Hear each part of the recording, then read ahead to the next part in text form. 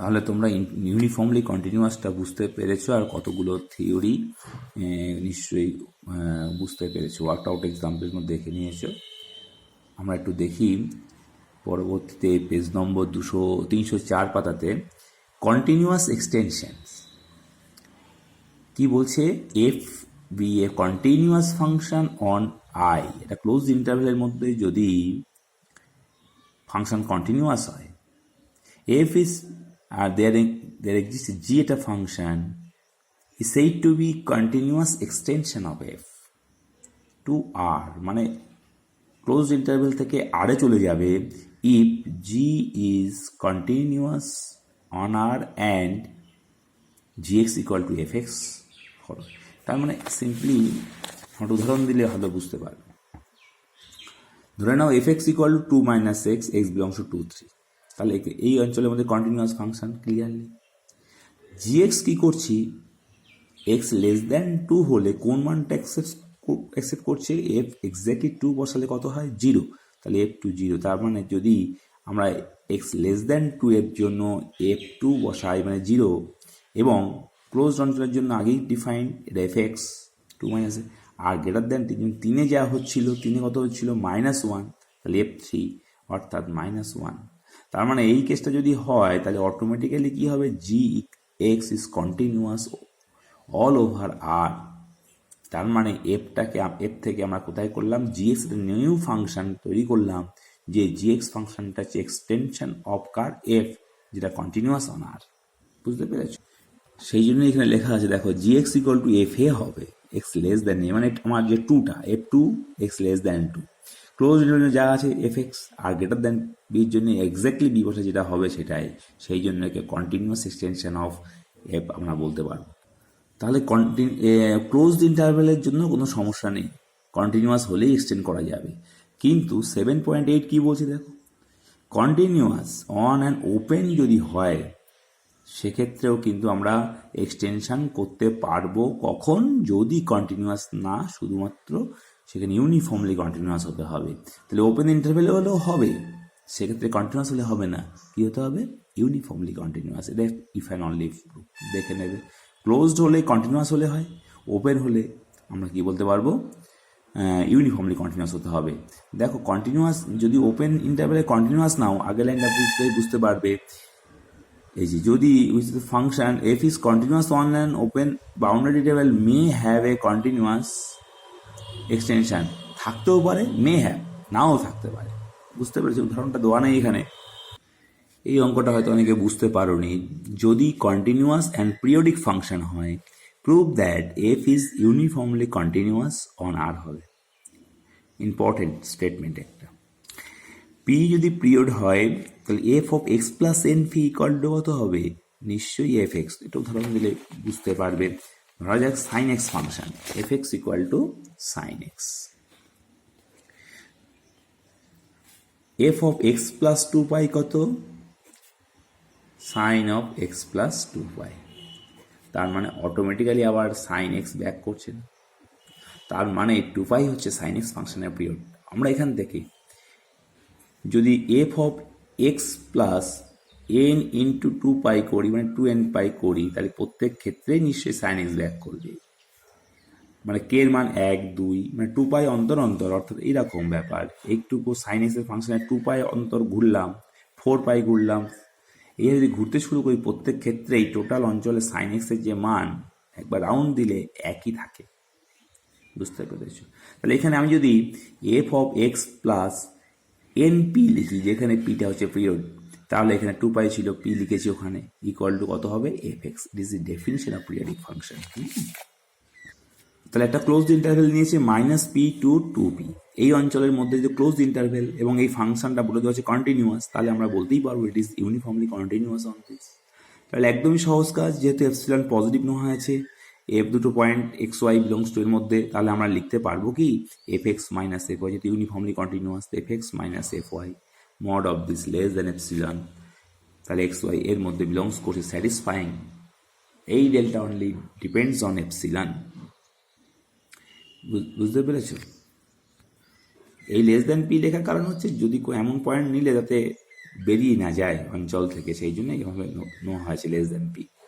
এবার এবার কি দেখাতে হবে আমাদের, এফটা হচ্ছে ইউনিফর্মলি কন্টিনিউয়াস অন আর, তাহলে এখান থেকে দুটো পয়েন্ট তুলতে হবে। জেনারেল কেস এই তুলেছে, general x1 x2 belongs to আর এবং x1 minus x2 less than delta. তাহলে x1 বাই পি কী হবে, আরে আছে পি তো আমরা জানি period, there exist an integer M such that, তাহলে x1 বাই পি কোনো না কোনো কীরকম হবে, x1 বাই পি এর মান কোনো একটা সংখ্যা হবে, ধরো 30.5 হলে যে কোনো সংখ্যা হবে, সেটা নিশ্চয়ই কেমন লাই করবে 30 থেকে 31। তাই এখানে এম ধরে নিয়েছে, এখানে ধরেছে m+1, নিশ্চয়ই একটা সংখ্যা লাই করে দুটো ইন্টিজারের মধ্যে, তাই ওরা এম এখানে লিখেছে এম আর m+1, ইন্টিজার হলে এক্স্যাক্টলি ইকুয়াল হবে, এই দিকটা ইকুয়াল করে নিয়েছে, যে কোনো প্রবলেম নেই। দিস ইমপ্লাইজ দ্যাট, তাহলে এইটাকে যদি বাদ দিয়ে এই নিয়মটা বাদ দিলাম, দিয়ে এইটাকে যদি ইউজ করি এইটাকে, তাহলে কত হবে x1 minus MP plus P, তার মানে x1 minus MP side change করে লেস দ্যান পি করতে পারবো। তাহলে x1 minus x2 mod of this less than delta implies করছে x2 কে মাঝখানে রেখে দুপাশে ভাগ করে দিলাম ডেল্টা দিয়ে, মানে একবার মাইনাস ডেল্টা একবার প্লাস ডেল্টা।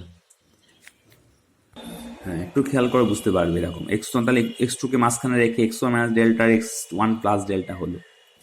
এবার সব দিকে কি করলাম, M minus MP minus MP minus MP, এটা কি হলো মাইনাস এমপি করে দিলাম।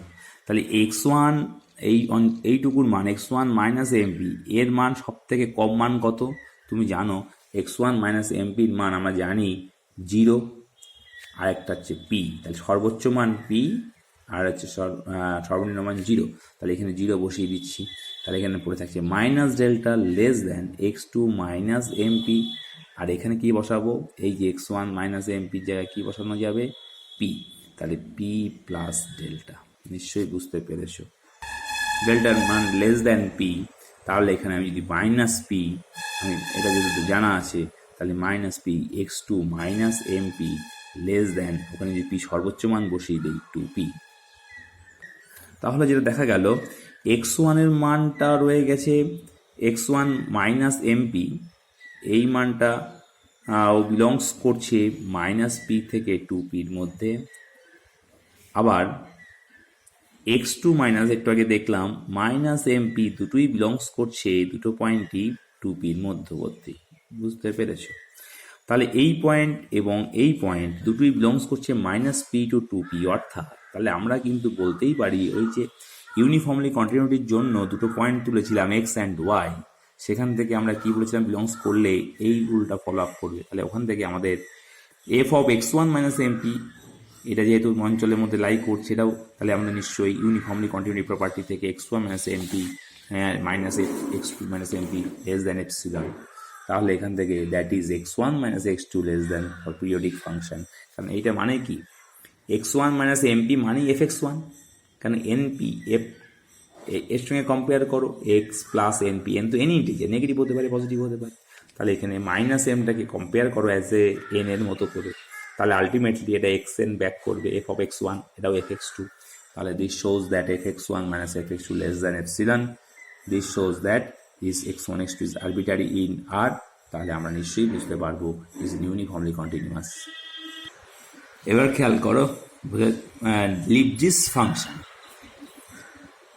if subset of R in an interval and if I to R is said to be satisfy Lipschitz conditions on I if there exist and positive real number such that fx1 minus fx2, খুবই সহজ, for any 2 points x1 x2, দেখবো লিপজিস ফাংশনের definition যদি মনে থাকে বা কোনো function যদি লিপজিস ফাংশন স্যাটিসফাই করে যায়, তাহলে আমরা কিন্তু বলতে পারি it is also an uniformly continuous.